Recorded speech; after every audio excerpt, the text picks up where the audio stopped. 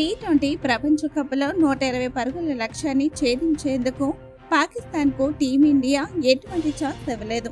పాక్ జట్టు 7 వికెట్లకు 113 పరుగులు మాత్రమే చేయగలిగింది. టీ20 ఇంటర్నేషనల్లో భారత్ డిఫెండ్ చేసిన అతి తక్కువ స్కోరు ఇదే కావడం విశేషం.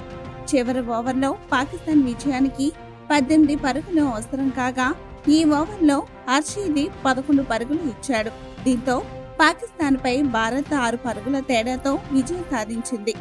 జస్ప్రీత్ బుమ్రా అద్భుతంగా బౌలింగ్ చేశాడు. పాకిస్తాన్ కు 2 ఓవర్లలో 21 పరుగులు అవసరం కాగా 19వ ఓవర్ను తీసుకొచ్చారు. 3 పరుగులు మాత్రమే ఇచ్చి ఇఫ్తికార్ వికెట్ కూడా తీశాడు. టాస్ గెలిచిన పాకిస్తాన్ భారత్ ను బ్యాటింగ్ కు ఆహ్వానించింది. దీంతో టీమిండియా 119 పరుగులకు ఆల్అౌట్ అయింది. టీ20 ఇంటర్నేషనల్లో పాకిస్తాన్ పై భారత్ తొలిసారి ఆల్అౌట్ అయింది.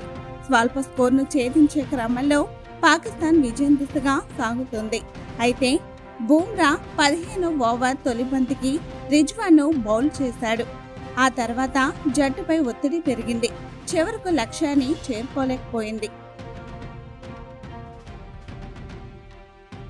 టీ20 ప్రపంచ కప్లో 120 పరుగుల లక్ష్యాన్ని ఛేదించేందుకు పాకిస్తాన్కు టీమిండియా ఎటువంటి ఛాన్స్ ఇవ్వలేదు.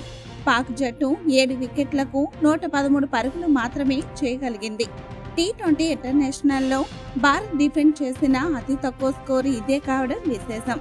చివరి ఓవర్లో పాకిస్తాన్ విజయానికి 18 పరుగులు అవసరం కాగా ఈ ఓవర్లో హర్షీద్ 11 పరుగులు ఇచ్చాడు. దీంతో పాకిస్తాన్ పై భారత్ 6 పరుగుల తేడాతో విజయం సాధించింది. జస్ప్రీత్ బుమ్రా అద్భుతంగా బౌలింగ్ చేశాడు. పాకిస్తాన్ కు 2 ఓవర్లలో 21 పరుగులు అవసరం కాగా 19వ ఓవర్ను తీసుకొచ్చారు. 3 పరుగులు మాత్రమే ఇచ్చి ఇఫ్తికార్ వికెట్ కూడా తీశాడు. టాస్ గెలిచిన పాకిస్తాన్ భారత్ ను బ్యాటింగ్ కు ఆహ్వానించింది. దీంతో టీమిండియా 119 పరుగులకు ఆల్అౌట్ అయింది. టీ20 ఇంటర్నేషనల్లో పాకిస్తాన్ పై భారత్ తొలిసారి ఆల్అౌట్ అయింది. స్వల్ప స్కోర్ను ఛేదించే క్రమంలో పాకిస్తాన్ విజయం దిశగా సాగుతుంది. అయితే బుమ్రా 15వ ఓవర్ తొలి బంతికి రిజ్వాన్ను బౌల్ చేశాడు. ఆ తర్వాత జట్టుపై ఒత్తిడి పెరిగింది. చివరకు లక్ష్యాన్ని చేరుకోలేకపోయింది.